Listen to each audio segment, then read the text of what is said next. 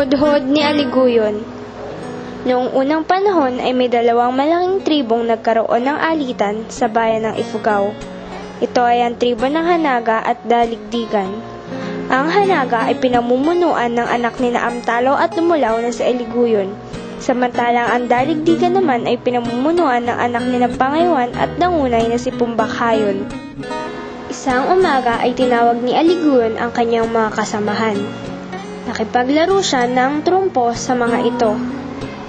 Nang magsawa sa paglalaro ay kinuha niya ang isang manok na tandang at dinala niya sa kanilang silong upang mag-alay ng dasal at humingi ng proteksyon sa gagawin niyang pakikipaglaban sa kanilang mga kaaway. Maganda ang naging tugon ng manok na tandang kay Aliguyon. At upang masigurong magtatagumpay siya sa pakikipaglaban, ay sumangguni siyang muli sa ibong idao na hinanap pa niya sa kagubatan. Maganda rin ang palatandaang ibinigay ng ibong idao kay Aliguyon, kaya't nang makabalik sa kanilang tahanan, ay pasigaw niyang hinamon si Pumbakhayon sa isang labanan.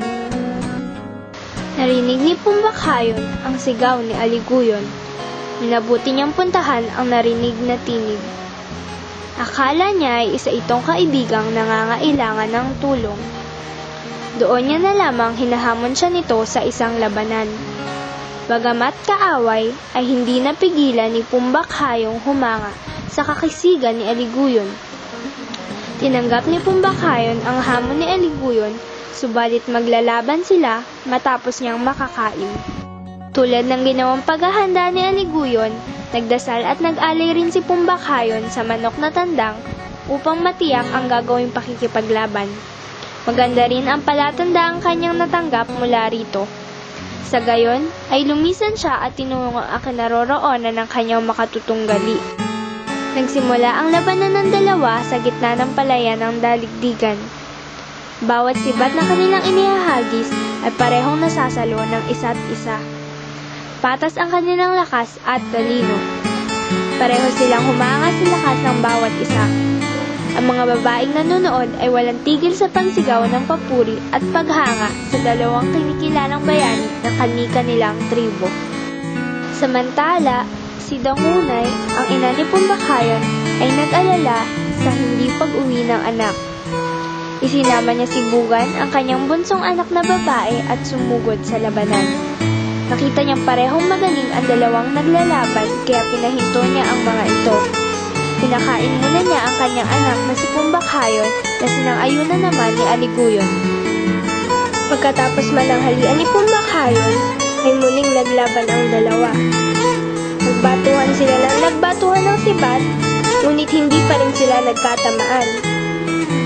Lumipas ang isang taon at kalahati ng kanilang labanan sa palayan ng Daligdigan. Walang palay ang tumubo rito. Napansin ni Aliguyon ang ganitong pangyayari, kaya't nagpaalam siya kay Pumbakhayon upang umuwi sa Hanaga. Pumayag si Pumbakhayon, ngunit sinabi niyang siya at ang kanyang mga kasamahan ay susunod doon. Nagdiwang ang mga taga-Hanaga sa pagbabalik ni Aliguyon, ngunit hindi pa nagtatagal ang kanilang kasiyahan, ay dumating si Pumbakhayon at sila'y naglabang muli. Makalipas ang ilang araw, ang ina ni Aliguyon si Dumulaw, kasama ng pinakabunsong anak na si Aginaya, ay humiling na ininto muna ng dalawa ang labanan upang makapagpahinga at makapagnganga. Nang sumapit ang gabi, ay itinuloy na naman ng dalawa ang kanilang labanan. Tumagal pa ang labanan, ngunit wala pa ring nananalo. Tulad ng naunang sagupaan, ay hindi nagawang talunin ng bawat isa ang katunggali dahil magkapantay ang kanilang lakas at tapang. Dumating ang araw na napabantog sa buong bayang Ifugao ang kagilagilalas na labanan ng Aliguyon at Pumbakhayon. Ang balitang iyon ay natanggap ni Daulayan na napagkasundo ang mapapangasawa ng bunsong kapatid ni Pumbakhayon na si Bugan. Ipinagmalaki niyang siya ang lalaban kay Aliguyon upang matapos na ang pakikipaglaban ng kanyang magiging bayaw. Pinayuhan siya ng kanyang inang huwag nang makialam, ngunit hindi ito pinakinggan. Pumunta siya sa lugar na pinaglalabanan ng dalawa at nakiusap kay Pumbakhayon siya na ang makikidigma kay Aliguyon. Hindi pumayag si Pumbakhayon dahil alam niyang hindi nito kakayanin ang lakas ni Aliguyon. Nagpumilit lamang si Daulayan, kaya pumayag si Pumbakhayon.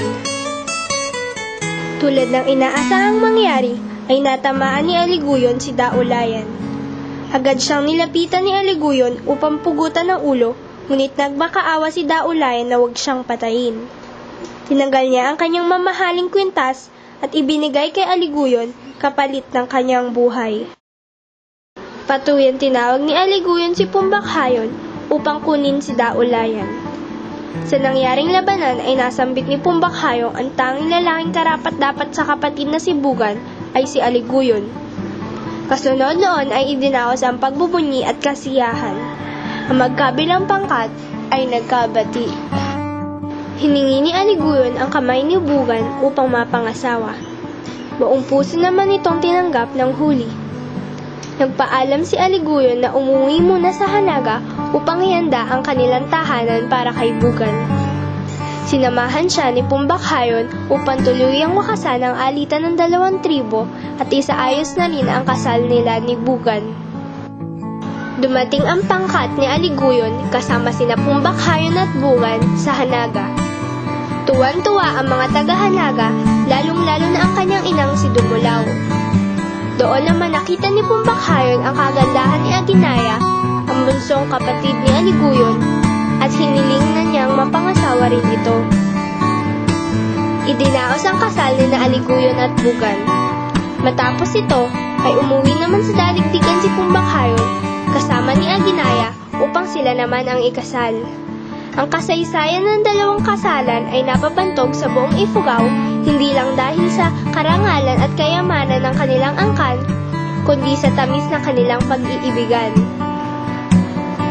Minsan na namang napatunayan ang kapangyarihan ng pag-ibig. Ang dalawang tribong dating magkaaway ay pinagbuklod ng pag-ibig.